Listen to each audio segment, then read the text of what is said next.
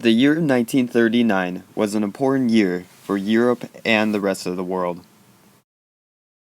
World War II began in September, but before it came, there was another important event, the signing of the Molotov-Ribbentrop Pact. In the early years of 1939, Joseph Stalin negotiated with Britain, Poland, and Romania to create an alliance against Germany.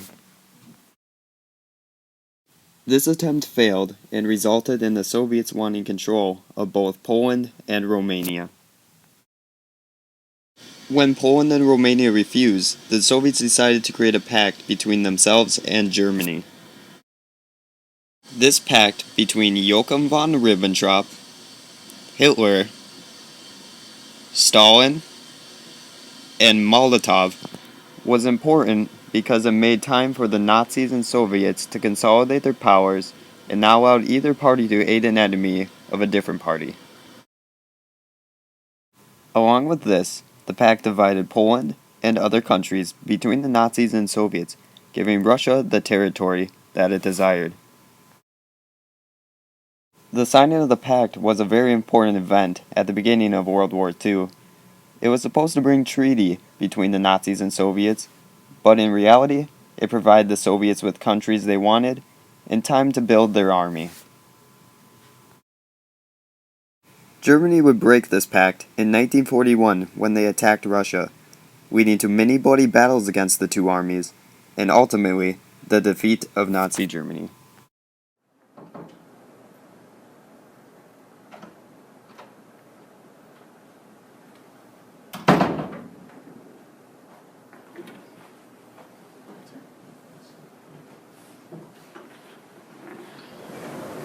The Fuhrer has sent me here on a very important task. We both know that Russia was excluded from the Munich Agreement, which has led to Russia's shortage of occupied territory. So I am here to propose a deal. And what do you propose? Germany proposes a non-aggressive pact between our two countries that would benefit the Soviet Union with the division of our countries, consolation, and neutrality if either of our countries went to war against a third party. How long would you propose this agreement to last? The Fuhrer has personally pushed for a pact to last for a very, very long time. Possibly 50, maybe even 100 years. 50 to 100 years? How can we be taken seriously with that length of time? 10 years should suffice. Germany has opted to agree. 10 years then.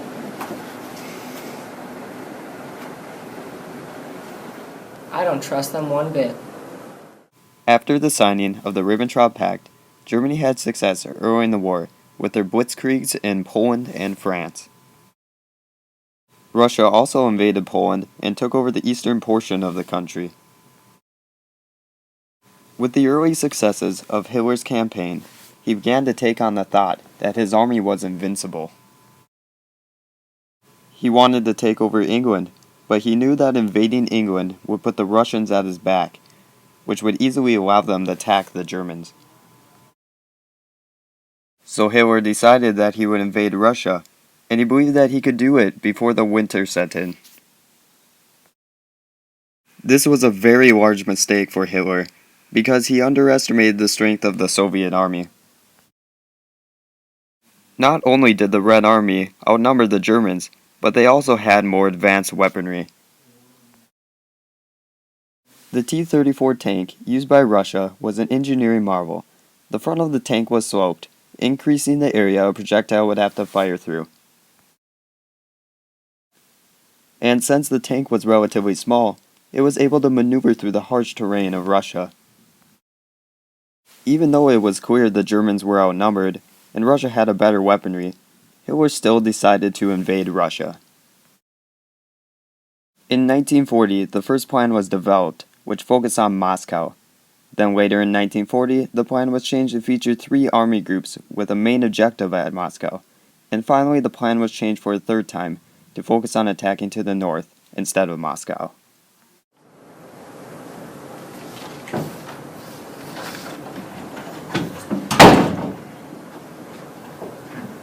Hello.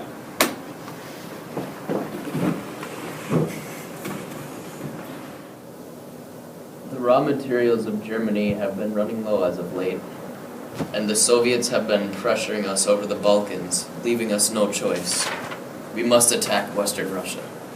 Sir, how do we accomplish this?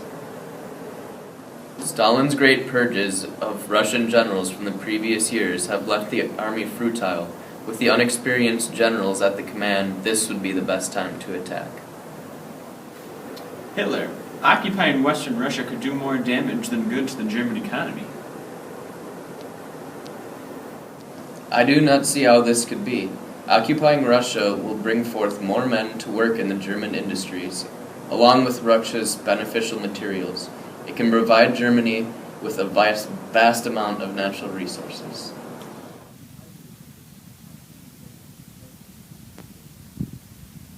We must accomplish this mission in the shortest time possible, so we can crush them, leaving the Soviets no chance to counterattack. I agree. This would leave the Soviets with no chance to stop us.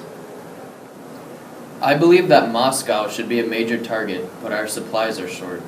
If we attack to the north towards Leningrad, we can secure the arms factories there to supply further attacks. An attack towards Leningrad could help the German army. If we occupy the city and factories, we'll supply the German army for a vast amount of time. Yes, we will have the main army group focus on Leningrad, while the other army groups push towards Moscow and Kiev to the south. The task will be accomplished in a short period of time, allowing 3 army groups to focus on Moscow before the winter sets in. Okay, go. Then it is settled. We will have the army focus north on an attack towards Leningrad. Hitler!